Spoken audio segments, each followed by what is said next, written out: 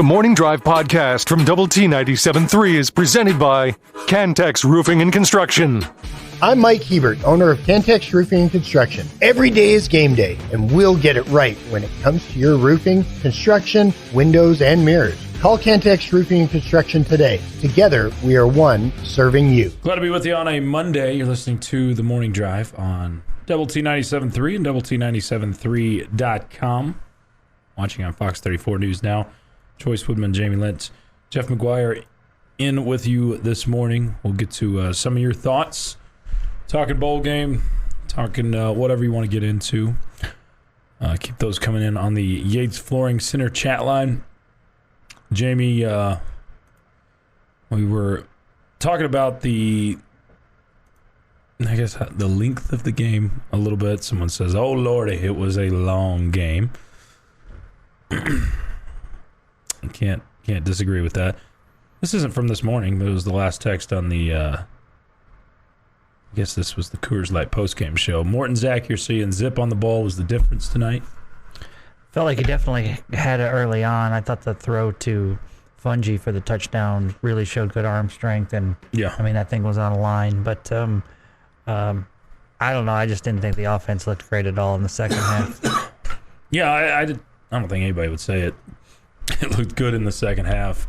It got very stagnant in the second half, and I don't know if Tech got conservative because you just didn't look the same. You didn't look like you're taking some of the shots you did in the first half. And not as much Taj. And you didn't run it as much, yeah. Yeah, and when in Cameron Valdez, it felt like got a lot of carries, not Taj. But Taj did get hurt. I don't know if you noticed. He his right leg, something was bothering him. Yeah. So, which stunk because it kept him kind of at 99 yards. Right. Does that bother you? Oh, I really wanted him to get over it. So, I mean, I knew he was at that mark. I'm pretty sure the coaching staff knows it at that point, too. Yeah. Someone's got to be in the ear and say, hey, he's at 99. If you want to get him one more carry. But they didn't. And you get him back next year. So I really wanted. I mean, they did try like 3 times the last drive. You're right. Yeah. You're right. I mean, it wasn't without effort that the attempts were there. I was really hoping Valdez would get in the end zone, just like Fungi. So the two guys that hit the portal, but then said, "Hey, I want to still play for the team." Yeah. Yeah. I wish they would both ended with a score. I wouldn't have minded that. Yeah. I'm very curious to see where both of those guys end up. I know Fungi's a West Texas guy, so he may still want to stay at home. I think that was his only catch of the night, if I remember correctly. But I believe so. It was a big one. Mm-hmm. And they are able to get the win. It is a busy week still for Tech football. I think the dead period starts today, so coaches can't go out. But you've got signing day on Wednesday of this week. That's crazy. You've played a bowl game before signing day starts.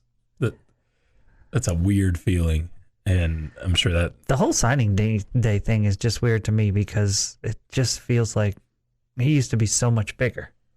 Yeah, it was massive. Yeah, in February, I mean, people made a huge deal about it. Yeah, and obviously, it's still the lifeblood of your program. There's just not as many switches. Those kind of things. There's not a lot of surprises. There's not a lot of drama that comes with it. I think that's why they moved it to December for that reason. Yeah, and then the most important guys that you're bringing in, that are going to help you in the immediate. When we all talk about, hey, I'll start rooting for the guys when they run out the tunnel or whatever, and this guy just committed to us. Okay, well, he's going to, red shirt for a year, and we'll see him in 2 years, whatever, that kind of stuff. Well, these guys are your guys that you're expecting to make an immediate impact. You talk about the receivers and the offensive linemen that you've got in the transfer portal. Mm-hmm. It's like everybody's more interested in that right now than they are the high school guys. Even though, man, you got to be doing your job with the high school guys, right? So it feels like it brings less excitement than it does, but I think everybody's smart enough to know it's still really important. I think that's where hopefully Texas Tech will get a leg up on some of the competition in the new Big 12, is that you've been recruiting. You look at the recruiting rankings. The last couple of years, you're at the top of these teams, these current teams in the Big 12 when it comes to the high school recruiting. And you look at a lot of other schools, and you're same realm, and a lot of those have been focusing more on the transfer portal. So hopefully the base, the foundation you're building for that high school recruiting can help you have that leg up on some of those other teams within your league. And I don't know if it will or not, but it sure feels like you got a lot of really good young talent coming in. Question is, did you get enough in the portal? And you've got quite a few guys to bridge the gap for next year. Mm-hmm. So not sure on that. Y'all can keep chiming in on the Yates Flooring Center chat line. So we talked about the offense. We've talked about a little bit of the defense, Tim DeRuyter, and the adjustments made within that game. What about the atmosphere? The Independence Bowl. Was this your first or second trip too? Second trip. So you went to the one in 98? I did. I figured you did just because of location to East Texas and that sort of thing. How did that I thought it was really compare? cool yesterday driving back from Shreveport, just how many tech cars I saw, and then, went past the cheerleaders bus, went past the equipment bus, not bus, but equipment truck twice.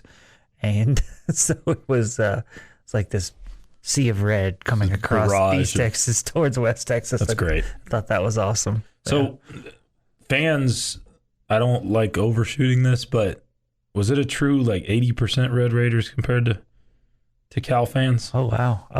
I don't think I would have gone 80%, but but I would have gone. See, my view is the same as yours, but you just see the Texas Tech side over there, and it's the one that technically is Texas Tech. Yeah, I definitely would go. I don't know. 70%. I don't know. Okay. It definitely felt like the majority were Tech fans. And it was interesting because the Tech fans were. I assume the Tech allotment was towards the outside, towards the end zones. Yeah. On their side, and the Bowl folks sold the middle section because all the Red Raider fans were from the 30 towards the goal line on both sides. Mm-hmm. we paid for the seats through Texas Tech, and so those were the big clumps. But it definitely looked pretty sparse on the Cal side. Yeah, very very sparse. Proximity, you understand that a little bit. Sure. I think there's a care about football too that's different. It's different for the two programs. Sure. But yeah, I thought the atmosphere was that of a lower tier bowl game. Yeah. Obviously, you have, I think 30,000 was the it wasn't like it was last year, which was a blast. Which is so weird because you have the same conference record, right? Your two teams. Yeah. Are both 5-4 from last year and this year. Yet you're in the Independence Bowl versus the Texas Bowl, and obviously you had more teams in the league this year, so that it changes the standings up a little bit. But there was a much different atmosphere last year and more excitement, I think, within the Red Raider fan base. Well, a season of you had overachieved compared to a season of you have underachieved. Yeah, but I still thought that there was enough passion and enough Red Raiders there that it definitely made for a pretty good atmosphere. But I was definitely proud of the Tech fan base. Okay, so what happened with the fireworks show that went off way early? Did you happen to step outside for the fireworks show before the game? You may have been on air actually. I was. Did you hear it going off? Yes. This was one of the best fireworks shows I've ever seen. No kidding. And it was not supposed to go off? I guess it was supposed to go off because I asked some people that should have been in the know, and they said, oh, yeah. But it wasn't advertised at all. It wasn't, hey, make sure you show up 2.5 hours before the game. But we were wondering, did someone hit a button that they weren't supposed to hit a little early?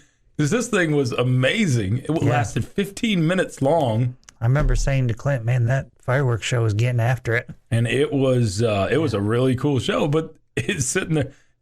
No one's in the stadium yet. It's right behind the stadium, and I'm still not sure someone didn't Okay. trip over the wire and set it off. Was that the internet wire as well? Probably. Hmm. Was that a problem? Oh, The internet was wire? it a problem? Well, that's not a problem. You don't need stinking internet. That's the morning drive on Double T 97.3. The Morning Drive podcast from Double T 97.3 is presented by Cantex Roofing and Construction. Happy Monday. Happy Christmas week. We're a week out. Let's call it Christmas week, right? Yeah, I think you can. We're 1 week away. So if you haven't bought your presents, then you should probably do that. I wish these guys would come back to town. Have you been? When they were in town? Yeah. Have you been? Yeah. Oh, dude. I think I've seen them twice, and it's amazing. One of the coolest things ever. TSO. It is. It is a blast. Those shows are amazing. He's Jamie Lent. I'm Chois Woodman. My normal partner in the mornings, Jeff Haxton. You can check out the show 9 to noon on 100.7 Score.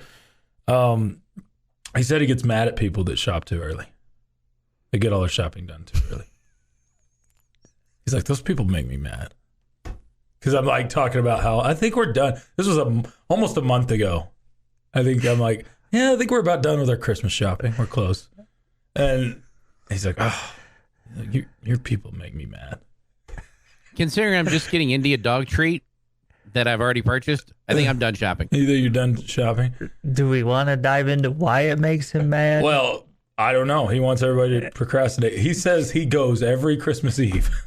I mean, to Walmart, and like, I guess the wife takes care of the big stuff, but he goes and just loads up on stuff like Christmas Eve right before. Yeah, I would say that Jeff's not the most, I don't want to say unprepared, but he's definitely a procrastinator. He is a procrastinator. Okay. There's no question. There's the term wing it comes to mind, right? Yeah. Okay. Wing it is pretty good. And so ultimately, I guess he's mad at the rest of us because we just, it just shows him that he's procrastinating and that bugs him.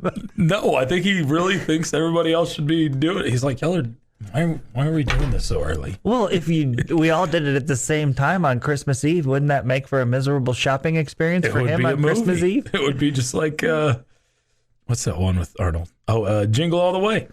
Yeah. That one's. Yeah. Someone says that Trans-Siberian Orchestra is coming to Buddy Holly Hall next week. Are they really? I didn't know that. I'm efforting that. I'm looking at their thing, and I might be buying tickets. Have you been? Haven't been. Very much worth it. Oh gosh, it's so cool. Yeah, you go the pyro, the lights, the everything with it. Just music, obviously. Out of town. Yeah, it's a really cool show. They can't be coming after Christmas. They need to come before. They've come after Christmas before. Yeah, I think they've done the week of like a few days after Christmas. It still works. Yeah, you can do Christmas. I'd prefer it that way. Most fireworks shows are done well after dark. Yeah. It was it in dark at that time though? It had just kind of hit dark, but it made for. I've seen some of the pictures. I think they put them out on social media of the players. Of course they did. Yeah. Yeah. Well, of course, of the players, their entrance into the stadium, because that's when this is happening, and all the fireworks in the background. That's awesome. So it actually makes for amazing pictures. That's pretty cool. Yeah. But it just seemed like odd timing, and I guess that was when they meant to. Are they coming, Jeff? Apparently, it's Mannheim Steamroller that's coming. Trans-Siberian is in Florida, and in Michigan, and in Florida, and in Michigan, and Ohio this week. Okay, educate me. I've heard the name. Do they do a similar thing? Similar. So, rock orchestra. They're a rock orchestra like Trans-Siberian is. Okay. They don't quite put on the same. It doesn't snow indoors with them. Yeah, I don't think the light show and all that comes quite with them. But they're very good. Them, though. They are very good. Okay. Yeah. Agree with you, Choice. I'm happy the way McGuire is emphasizing high school recruiting over the portal, building his own depth. We don't want to flash in the pan like TCU. Flash in the pan year like TCU. Yeah, I think you're doing a good job of both. I'm not trying to say you're only high school because some of the receivers and some of the talent you've got in the last week in the portal should have people pretty excited. Yeah, right now, I mean, in the way the world works of college football or pretty much college any sport, if you're not hitting the portal, you're not turning over every stone, right? Right. And so, yeah, of course. So, I think he's doing a great job doing both, and you're hoping that's going to turn into good things. Obviously, certain positions have been better than others in recent years, and so you want to get that offensive line shored up, and you feel like that's a hard one to do if you're trying to fix things in a short term with high school kids, and that's where you really need to find portal guys, because we know it's hard for young guys to come in and play offensive line, but you sure hope you're building depth with those guys behind the portal guys, and that those guys are getting some reps, and then they are when it's their time, whenever that's whether it's their second year, third year they're ready to go. Yeah, no, I guess where you really need to make sure you have depth, because you look at it, obviously receiver, they're making some moves there, but that offensive line, you're minus Dennis Wilburn, Cole Spencer, who got to play in the bowl game after missing a lot with the broken foot, and then Rusty Stats, all three of those guys, and then Monroe Mills. So you're losing 4 starters off this team, and that's why you're seeing such a heavy emphasis. I think they've offered close to 40 guys in the portal, and 40 offensive linemen, I think, is what the offers that are out for Texas Tech, which is a large number. Then they've landed a handful. It's gonna be a problem if they all accept, isn't it? Well, I think I think it's a race. Hey, who wants to come to Texas Tech? Red Raider 2 Gun says, God forbid we have a flash in the pan year where we go to a national championship game. I think you got the guy's point, Red Raider 2 Guns. Yeah. But if you want to be that way, go ahead. This we haven't talked about. Cowboys got a beatdown yesterday. Reminds me of those games against the Browns, both regular season and Eastern Conference playoff games of the late 1960s. Oh, wow. You've been around a little bit. Mm-hmm. That does not remind me of those games, but I don't remember them. It reminds me of, the 3-5-11 seasons. In the 60s? No, in the early 2000s. Well, what it reminded me of was, the Cowboys and who they are. Anytime they ever give you a glimmer of hope, they rip your heart out. And that game was fugly. It was about as ugly as I've seen in a while, and by far the ugliest game that you've seen from an offensive standpoint for the Cowboys. Really, both sides of the ball. Get your butt kicked up and down. Is this a hangover? What do you even attribute that to? Go ahead, say the Bills are just the best team in football, and we can walk up. To me, all week long, my hope as a Bills fan was that the Cowboys were riding high after the Eagles game. And that's kind of what Dallas has played so well of late. We also know they haven't been as good on the road, okay, as they have been at home. Very much. So my hope as a Bills fan is that exactly what you mentioned, that there'd be some sort of hangover from the Eagles game, and finally they'd have a bit of a stinker. It was more than a bit of a stinker. Yeah. And I also think that Buffalo is a better team than their record shows. Yeah, and I think they're actually starting to play like it the last few weeks. You just look at all their close losses. But, butt kicking. I don't think it was nearly as ugly as you guys are describing. You don't think so? No, I thought it was beautiful. Oh. I don't think it was as close as the score indicated. I whiffed on that one badly. Like, really? What part of that game did you... He enjoyed all of it, every single second of it. Every single, except when the Cowboys scored a touchdown. That disappointed me. CeeDee Lamb got one late. Yeah. God, that was bad. But fortunately, the Red Raiders still had me on a high. Should have been worse. Buffalo should have had a couple picks they didn't get. Yeah. Should have had a touchdown that they dropped and turned to a field goal. Yeah. A few more of your thoughts. We'll get to some of those this day in sports history next on Double T 97.3. Your daily dose of sports and fun. This is the Morning Drive Podcast from Double T 97.3, presented by Cantex Roofing and Construction. No, I knew this one. Okay, my bad. But I did recently watch the movie. I'll be hungry. Did you watch Sound of Music last night? You're looking at me weird, Jeff. I had to think for a minute. I was like, this isn't in White Christmas, because that's the Christmas movie like my sister is obsessed about. So when White Christmas is not a Christmas movie, but okay. Did you watch Sound of Music? Are you thinking of Holiday Inn? No. Is not the Christmas movie? No, There's a movie named White Christmas that you say is not a Christmas movie. It is literally a movie about them just traveling around, and Bing Crosby and I don't even remember the other actor's name. It starts off, the first scene is at war. I guess set in the 40s, maybe. Anyway, but they're at war, and he sings White Christmas because it's Christmas at war. And then they come back home, and he saves his buddy at war. That's nice of him. Yeah, it was really nice. And then the war you're speaking of is called World War II, by the way. Yeah. That's what I said, in the 40s. I do realize that's when World War II was. Thank you. He saves his buddy, and then his buddy kind of holds it over him. Great friend. And makes them do shows together. They're both performers, and they have to do shows together. Before, this guy was a solo artist. Bing Crosby was a solo artist anyway. But it's all about the whole movie. They just go and perform places. The actual Christmas part is the very, very beginning, and doesn't really... White Christmas is not a Christmas movie. Die Hard is more of a Christmas movie than White Christmas. Okay. Anyway, Sound of Music, no? Was there... was it on TV or what? It was on TV, yeah. I mean, it's like my mom is in town, and she loves the movie, and so does my wife and kids. And so we watched it. I think it started at 6. It just ended about 15 minutes ago. Okay. Yeah, that's one we watched last night. Do you like it? I'm fine with it. Yeah. Mm-hmm. That's how I am towards it. I'm fine with it. It's fine. But... Yeah, it is Christmas week for all you out there. Merry Christmas week to you. Continue to pour in those thoughts on the Yates Flooring Center chat line. Central Texas Hank says it's Danny Kane, the other one, thank you. And yes, it is a Christmas movie. Someone else says that's Holiday Inn. No, Holiday Inn's similar, but it's not. I'm still sticking with it. Oh, someone is with you. That thought that was Silent Night, too.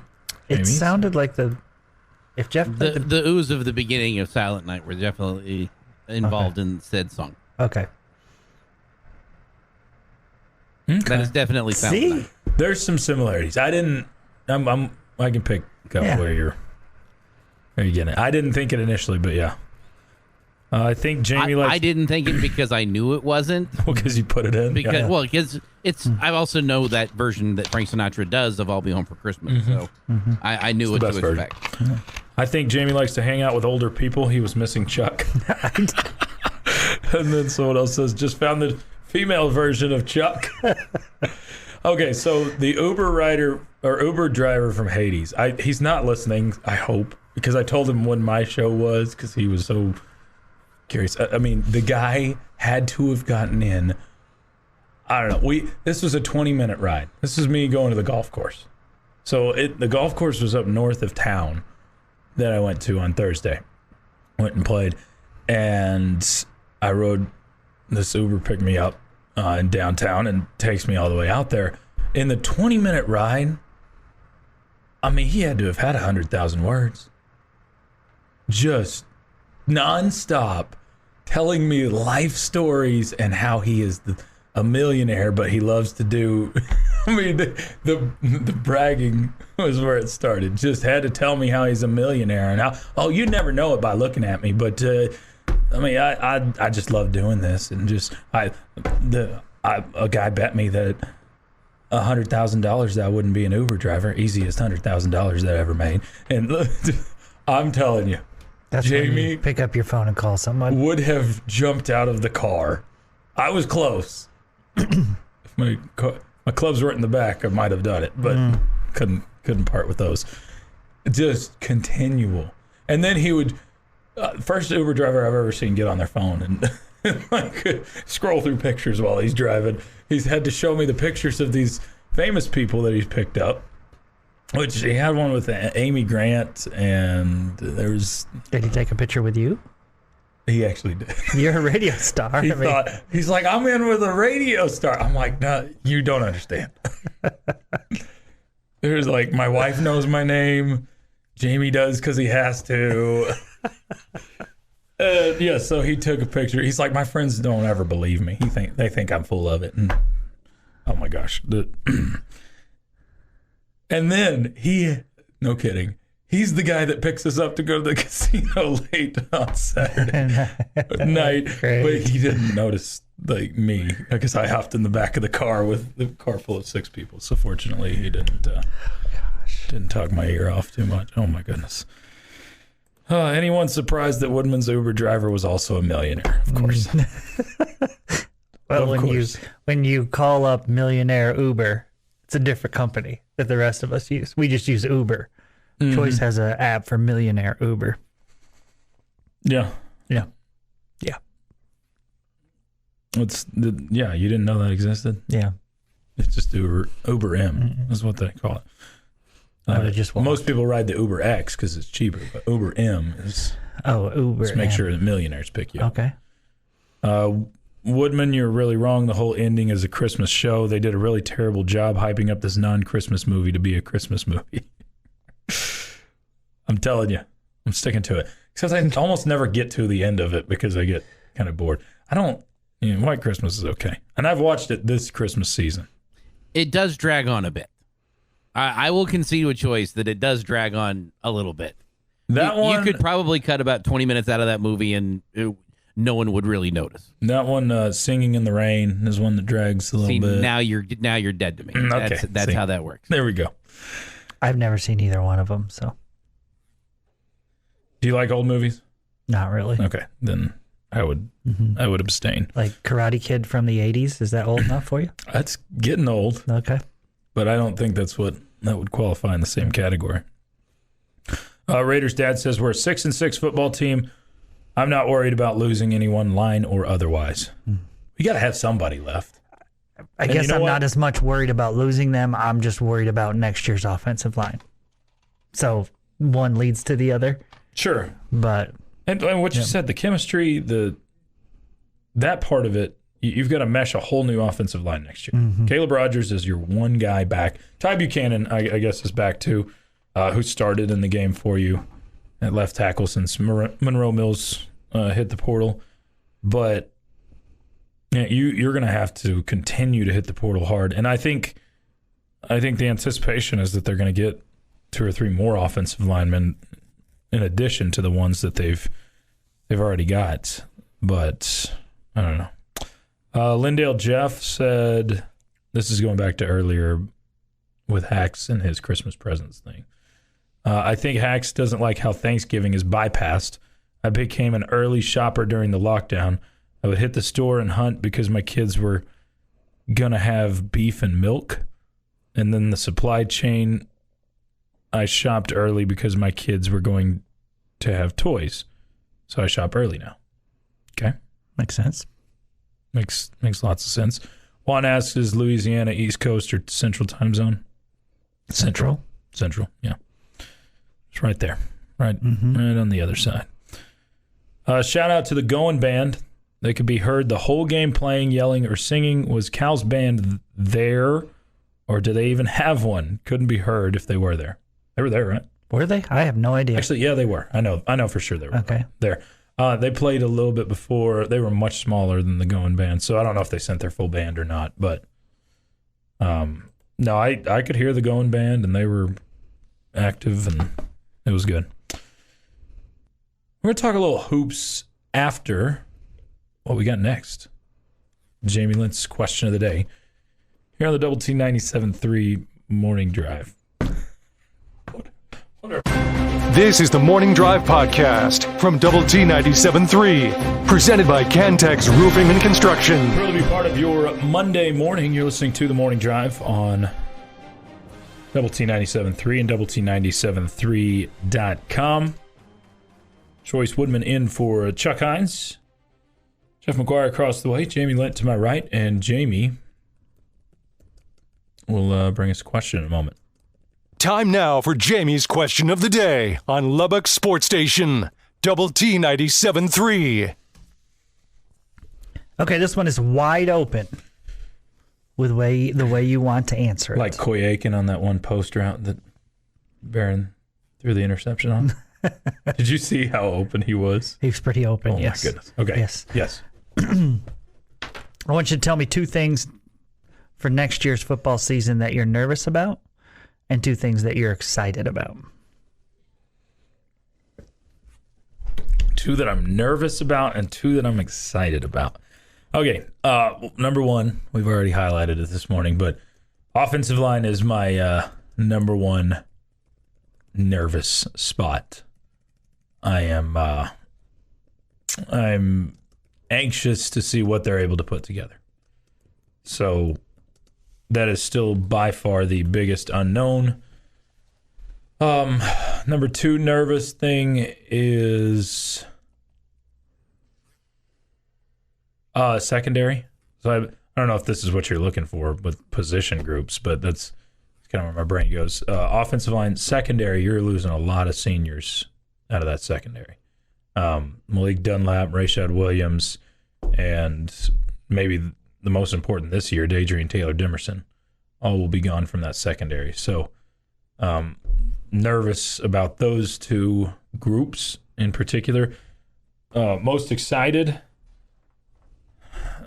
I got to be honest, you've never had a 5-star around here, and maybe we're putting way too much hype on a true freshman, but Micah Hudson, I want to see it. I'm just super excited to see what he is, what the hype is all about. Seen tons of highlights up to this point, but very excited about that. And here's a very generic statement. I'm excited to see this team be better than they were this year. I think you underperformed. You were much better than your record showed this year, talent-wise. So I'm just excited that. But you lose some of that talent. You lose some of the talent, but I still think looking at your schedule, maybe that's where this is. I'm excited that you could be a top 5 team in the league next year. I don't think that's shooting super high either. No. Looking at the schedule and those sorts of things, I think you can. So. All right, Jeffrey. Things I am concerned about. Everything associated with the offense with the exception of Taj Brooks. Okay. And I mean everything associated with the offense that isn't Taj Brooks. He's the one true star I think you've got on offense that you know verifiable that he can do it in Big 12 play. He can do it against Division I talent. He can do it against whoever you want to line it up. He can get the job done. You've got incoming freshmen that can be exciting, but I don't trust freshmen as far as I can throw them. The best part about freshmen is they become sophomores.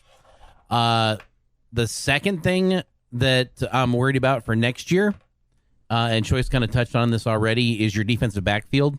I have faith that Tim DeRuyter has got some guys ready to go and that you're not going to have a huge drop-off, but you're losing an awful lot of leadership and snaps this year to graduation that you're going to have to find a way to replace. And I think you're okay, but I'm nervous because this is the Big 12 and we still like throwing the football around.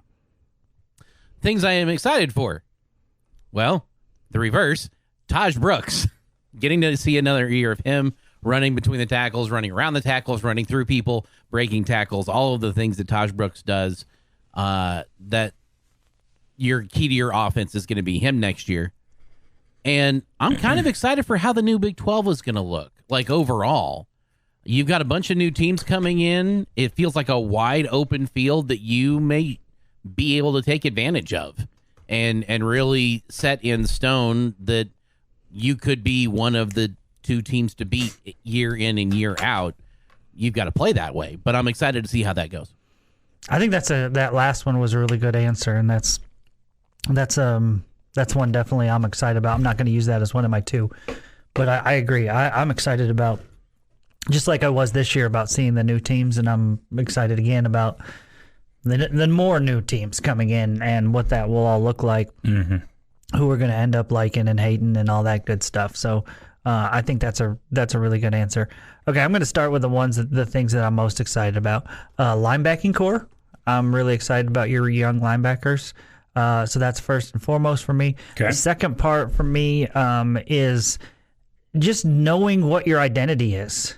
Okay, it felt like it took a while this year to figure that out. Coach McGuire has said the same thing, and I think going into the season, you know what it is, and so I think you're going to play better early on than you did this year, knowing that hey, we can run the ball with Taj Brooks.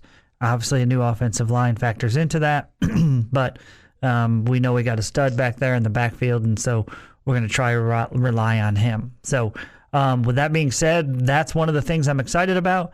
One of the two things I'm nervous about, will you put together a game plan offensively that accentuates what you do well? Okay? I still felt like on Saturday night, there were times when we went away from the run game, and I don't understand why. Don't understand why. When we're having possessions where it's 3 passes and you've got Taj Brooks in the backfield, I don't get it. And you're running the ball with success, I don't get it. So we know the identity. Will we actually stick with it? Or will we outthink ourselves? So that's one of the things that concerns me. The other one, I mean, you guys touched on a couple of good ones. Offensive line, obviously, defensive backfield. Okay, I'm nervous about stopping the run. I just think maybe we've glossed over the fact that how good Hutchinson and Bradford have been for the Red Raiders. And to lose those two guys, I think it's going to be massive. And so I think, one of the things that we've really done well that has helped our defense is be able to stuff the run. And so I'm nervous about that. Actually, We'll continue this coming up in just a little bit. After the boom, boom, boom, it's the Morning Drive on Double T 97.3. Your daily dose of sports and fun. This is the Morning Drive podcast from Double T 97.3, presented by Cantex Roofing and Construction. Happy Monday, y'all. It's the Morning Drive on Double T 97.3 and Double T 97.3.com, the Double T 97.3 mobile app. And you can watch us on television, Fox 34 News Now. Always on our YouTube channel, Double T Sports Network. What you need to search there is we have all 12 hours of our local programming streaming consecutively 6 a.m. to 6 p.m. over there on the YouTube thing. Y'all keep hitting us up. Yates Flooring Center chat line wide open to you. React to the bowl game, the basketball game, Cowboys, transfer portal, whatever you want to get into. Pipe in on the Yates Flooring Center chat line before we get back to some of that reaction. My question for you is, do you walk away from the bowl game, Jamie, feeling like you've learned anything more from the team or feeling any different than you did going into it? Or is it just still it's still a 7-6 team? Obviously, you have a winning season. I think I would agree with what you said earlier, in that you were 7-6 and very well could have been 9-4. Yeah. And does that make me feel better or worse? That's the question. That is a good question. Man.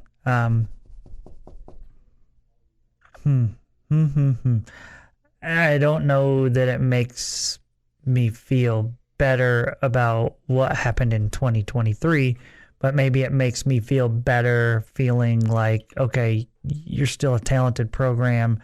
The ball just didn't bounce your way this year. But, man, you got to learn from some of the mistakes. Uh-huh. Okay, you got to learn from some of the mistakes, and I'm not just talking about the players here. Okay, I mean you got to be better. It shouldn't take that long to figure out what you do well. Okay, it shouldn't take you that long to say, see what's working and stick with it. Okay, there are still times where. And I know I'm some Raider fans love the fourth down stuff, and some absolutely hate all of it. I'm pretty much in the middle. I feel like I think you're rare with that. I think most people are very much on one side or the other. I feel like about 80% of the time, I agree with. I'm good with going for it when we're going for it. I will tell you, the other night, up by 17 in a 4th and 4 at midfield, I was not. Yeah, okay. I was curious. I'm like, does the book really tell you to go for it there? Well, I mean, see, that's where, like, I don't care about the book. You're up 17. Don't give them a short field. Like, you scoring the touchdown, if you do, and I don't know, I think we missed the field goal on that drive, or maybe we made the field goal on that drive. No, I think that was the one you missed. Okay. Which, by the way, the play call, replay I will say the play call on 4th down was terrific because Xavier White was wide open. Either the play call was terrific or Cal just fell apart. Oh, yeah. Because he was wide open. So it almost felt like, okay, we have this play that we are really, really confident in, okay? And so that's why we're going to use it on a 4th down situation. I mean, whatever it was, I think everything was going back to the left, and then Xavier came across the field against the grain. He was wide open. There was nobody near him for Cal. I felt like the win of getting that 1st down just wasn't that great at that point, but the loss gives them hope. It gives them a chance. So I didn't love that one. But again, like 80% of the time, I think I agree with Coach McGuire. So I don't know. I just felt like we didn't learn from our mistakes on the offensive side of the ball enough, and that's something I feel like needs to be better.